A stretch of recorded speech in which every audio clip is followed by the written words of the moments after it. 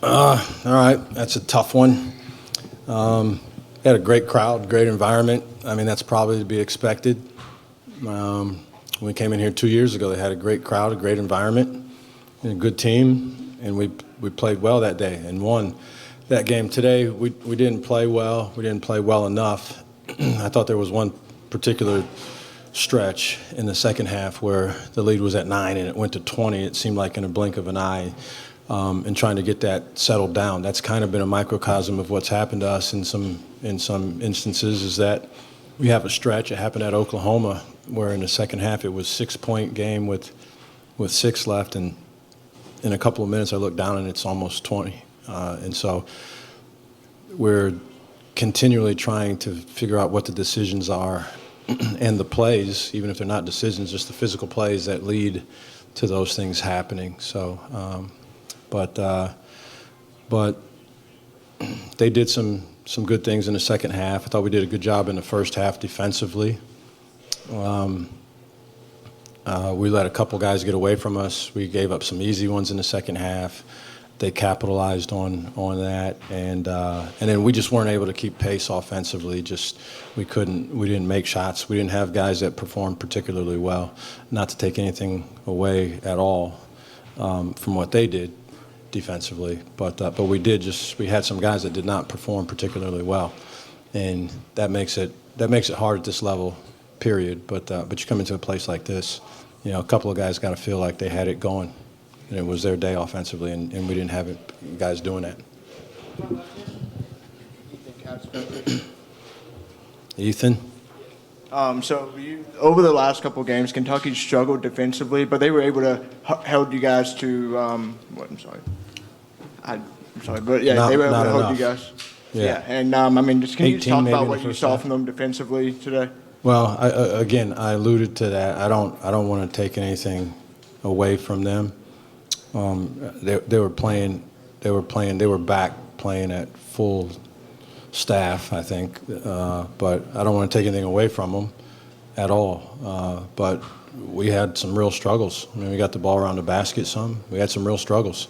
I know there were 4 what I generally would call layups. I mean, not like these are mic and drill layups, but 4 ones that you got to finish with a good player, and that we didn't do. So they were motivated. They had a lot of energy defensively. They were active.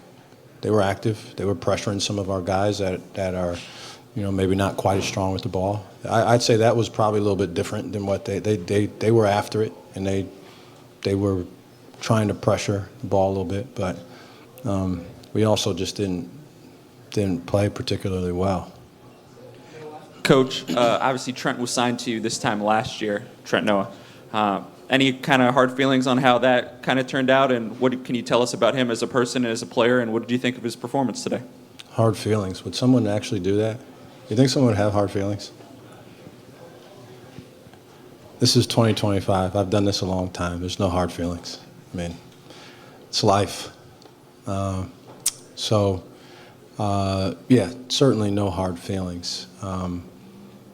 But I was really focused on our team and what we needed to do. Like, these possessions all matter. Like, late in the game, we threw the zone out there, which can be a good tool for us. And we're coaching. Guys got to get better. I mean, we're going to play more games. So I really was focused on what we were doing. Sorry to disappoint you in my answer, but I really wasn't focused centrically on Trent Noah. They obviously did not have Lamont Butler for the last 3 games. He was limited before that. Just how much does he change the dynamic and trying to prepare both for him and then maybe not knowing whether they're going to have him or not? Well, I assumed they were going to play him. I mean, there's unavailable is the only one that I really pay a whole lot of attention to, right? I mean, game time. This is just my own opinion on these. It's more critical of these titles that we give these things, like game day decision. I don't know. I've been in college. I know how I felt on game day. I felt like I was going to play on game day. So who's the game day decision up to? Me? I'm playing. I mean, so there's unavailable, And then I make an assumption everybody's going to play. I mean, sometimes they don't, but they wanted to win. They were going to put their best team out there if he was available. It didn't surprise me that he played, but I think more than anything, aside from him being a good player, it also changes the dynamic of what some other guys are out there doing on the court, and maybe some guys are in more natural roles, excuse me. I think that's probably the thing that I noticed the most. He's a competitor. I mean, he's definitely a competitor. He's started all these games for a reason. He helps them play their best version of basketball, probably on both ends of the court. Coach, you guys are playing a really good Ole Miss team going in Wednesday. What kind of takeaways can you take from this game and going into a team that really shut down Kentucky, last week? What's that going to look like for you guys, and how do you kind of move going into Wednesday? Well, I mean, we focus on us. Like, I don't think anybody really has the luxury of using the transitive property to their benefit to say, well, these guys did that against them, they did this against us, we ought to do this against them, right? So I don't even know who we play until somebody tells me. You're going to think that's crazy. You're going to think that's crazy. I don't know who we play until they tell me. So I spend most of our time on, particularly in years where we're struggling in any facet of the game, trying to help our guys get as good as they can possibly get so that our product is as good as it can get. And that takes a lot of time. And then I wouldn't be a good coach if we didn't spend any time on the opponent. We do that. But the yeoman's work is focused on what we do and how we can do that better.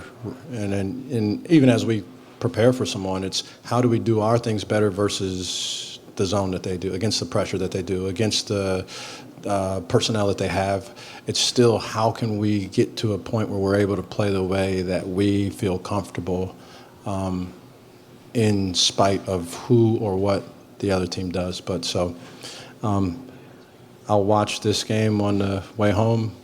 I'll probably watch it again tomorrow. And then at some point I'll move on to Ole Miss, as it were. Thanks, Coach. Thanks, guys. Thanks.